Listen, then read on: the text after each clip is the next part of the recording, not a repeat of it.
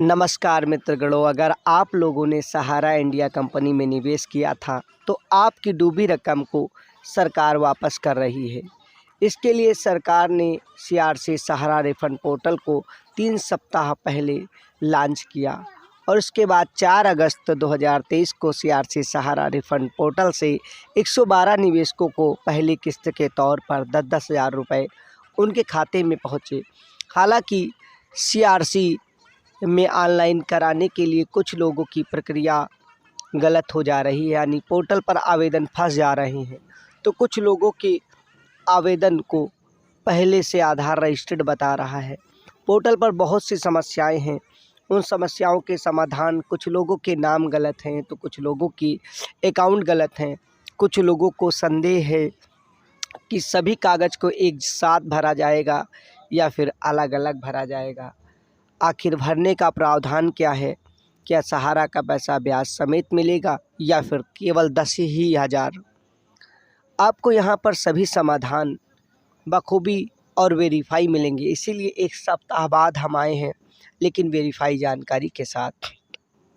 सहारा refund portal launch करने के 3 सप्ताह बाद केंद्रीय सहकारिता मंत्री अमित शाह ने 4 अगस्त को सीआरसी सहारा रिफंड पोर्टल पे अनुरोध करने वाले 112 डिपॉजिटरों को 10 हज़ार रुपये के रिफंड की पहली किस्त ट्रांसफ़र की है।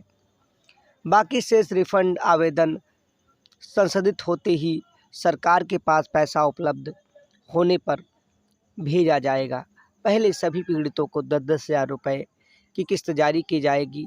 वहीं प्राप्त जानकारी के अनुसार पहले चरण में लगभग छोटे निवेशकों का पैसा यानी 10 से 15 हज़ार वालों को प्राथमिकता दी जा रही है, ताकि बड़ी संख्या को समेटा जा सके। उसके बाद जो भी आवेदन कर रहे हैं सबको 10-10 हज़ार रुपये देने का प्रावधान है। वहीं कुछ लोगों को सीआरसी दिल्ली के लिए आवेदन भेजकर बुलाया गया है, क्योंकि कुछ लोग 20 लाख तो कोई 40 लाख रुपए एक साथ पोर्टल पर भर दिया है। सबको पैसा मिलेगा, क्योंकि सहारा और सेबी के बीच का मामला सुप्रीम कोर्ट में पेंडिंग है। बीच का रास्ता निकालकर चुनाव से पहले भारत सरकार ने सुप्रीम कोर्ट को एक पीआईएल के जरिए जानकारी देते हुए निवेशकों को लौटाने के लिए 5,000 करोड़ मांगे थे, जिसे सरकार के सहकारिता मंत्रालय को सुप्रीम कोर्ट ने वापस कर दिया है। वही पैसा सबको दिया जा रहा है। अभी भी 24,912 करोड़ में से 5,000 करोड़ आए हैं, शेष आएंगे। अगर सहारा से भी मामला सुप्रीम कोर्ट में हल होता है तो सभी निवेशकों का भुगतान सहारा इंडिया के जरिए होगा। अगर इस मामले में सहारा की कोर्ट में हार होती है तो भुगतान सेबी द्वारा किया जाएगा। खैर, सहारा सेबी मामले में दोनों पक्ष अपनी मजबूती का दावा कर रहे हैं। इस बीच सेबी ने भी कहा था कि सहारा के निवेशक पैसे लेने नहीं आते, क्योंकि 134 करोड़ केवल वो भुगतान कर पाए हैं। सबका अलग अलग नज़रिया है। ज़मीन पर देखें तो हम और आप जिनका पैसा सहारा में निवेशित है वो इंतज़ार में है कि एक मुश्त पैसा मिल जाए या फिर संपूर्ण पैसा ब्याज समेत मिले। अभी समय का कन्फ्यूजन है, चीज़ों का कन्फ्यूजन है और कई भ्रमित करने वाली सूचनाएं हैं, जिन्हें वेरीफाई करने के बाद ही आम निवेशक किसी भी पचड़े में नहीं फंसना चाहता है। बहुत लोगों का तर्क है कि सहारा की ब्रांच से ही भुगतान हो जाए ताकि वो प्राप्त कर सके। ऑनलाइन में बहुत दिक्कत है। सबसे बड़ी दिक्कत सर्वर की है। चलिए, अगर आपने ऑनलाइन भुगतान के लिए आवेदन नहीं किया है तो हम आपको प्रक्रिया भी बताते हैं। डिपॉजिटर को एसएमएस या ईमेल के माध्यम से रिफंड स्थिति के बारे में जानकारी प्राप्त की जाएगी, लेकिन सहारा रिफंड पोर्टल पर क्लेम सबमिट करने के लिए आपको अपने नज़दीकी साइबर कैफ़े पर जाना होगा। वहाँ उनके पास सहारा सीआरसी रिफंड पोर्टल की वेबसाइट है।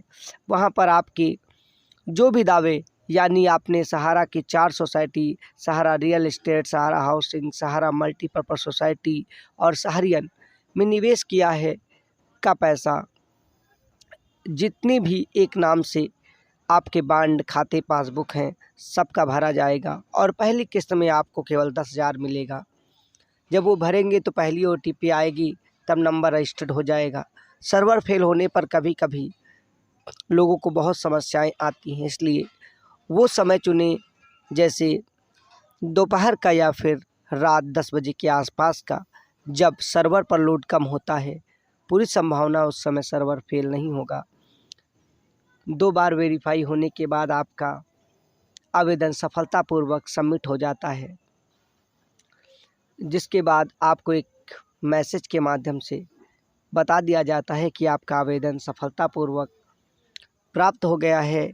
अब 30 दिन में सहारा के हेड ऑफिस मामला भेजा जाएगा। वहां से वेरीफाई किया जाएगा जिन लोगों ने दावा किया है उनकी वाकई में इतनी ही रकम है या कम या फिर ज़्यादा, जो भी होगा उसे वेरीफाई करके सीआरसी मंत्रालय को सहारा का हेड ऑफिस भेज देगा और वहां से सबको सही रहा तो आपको 45 दिन के अंदर पैसा प्राप्त हो जाएगा। उसके बाद आपका अन्य भुगतान का पैसा अपने टाइम पर, यानी जब सरकार के पास उपलब्ध होगा तब मिलता रहेगा। वो कई किस्तों में मिल सकता है। आपको दोबारा कभी ऑनलाइन नहीं कराना होगा। सहारा पोर्टल पर रिफंड दावा अनुरोध शुरू करने के लिए डिपॉजिटर के पास मोबाइल नंबर और बैंक खाता जो कि आधार से जुड़ा होना चाहिए। जमाकर्ता का बैंक खाता आधार से जुड़ा नहीं होगा तो वो आवेदन फार्म ही नहीं भर पाएंगे। आवेदन फार्म अगर नहीं भर पाएंगे तो जाहिर सी बात है वो पैसा भी प्राप्त नहीं कर पाएंगे। इसलिए सबसे पहला काम है आपको अपने अकाउंट नंबर में आधार लगवा देना चाहिए, और अगर आधार में मोबाइल नंबर नहीं लगा है तो वो लगाना चाहिए, क्योंकि बिना आधार में मोबाइल नंबर की रजिस्ट्रेशन होगा ही नहीं। और सहारा से भी मामले से अलग अगर हम बात करें निवेशकों की, तो दिल्ली के जंतर मंतर से लेकर अलग अलग शहरों में लगातार आंदोलित निवेशकों ने नारा दिया है अगर भुगतान हमारे वक्ता बहुत सारे हैं, यहाँ पे बड़े बड़े पदाधिकारी हैं। उम्मीद है बहुत सारी बातें आप लोगों को आज जानकारी देंगे। निपटारा होगा, मैं भी देना चाहता था मगर अगर देना चाहूँगा तो समय कम पड़ जाएगा। आगे हमारे आने वाले वक्ता आपको मिलेगा, क्योंकि देश सारी बातें बताएंगे। 10 करोड़ लोगों के साथ 12 लाख से ज़्यादा सक्रिय कार्यकर्ता और कर्मचारी भी परेशान है। कोई बुरा न माने, आर्थिक स्थिति कमजोर 2014 से जब से हमारे प्रधानमंत्री श्री सभी जानते हैं समस्याएं बहुत बड़ी हैं। सरकार को पहल करना चाहिए। मंत्रालय से निवेदन लोगों को जल्द से जल्द स्पष्ट जानकारी सहारा के भुगतान के ऊपर लग चुका है। और उन्होंने शायद 2014 में चुन के आने के पहले ही सहारा श्री से गठबंधन कर लिया होगा कि आप इस इलेक्शन में मुझे साथ दीजिए, मैं आखिरी समय तक आपको साथ दूंगा। वेरीफाई जानकारी के साथ देंगे। बने रहिए विशाल और इसीलिए जैसे वो सत्ता पे आए और जैसे कि बहुत सारे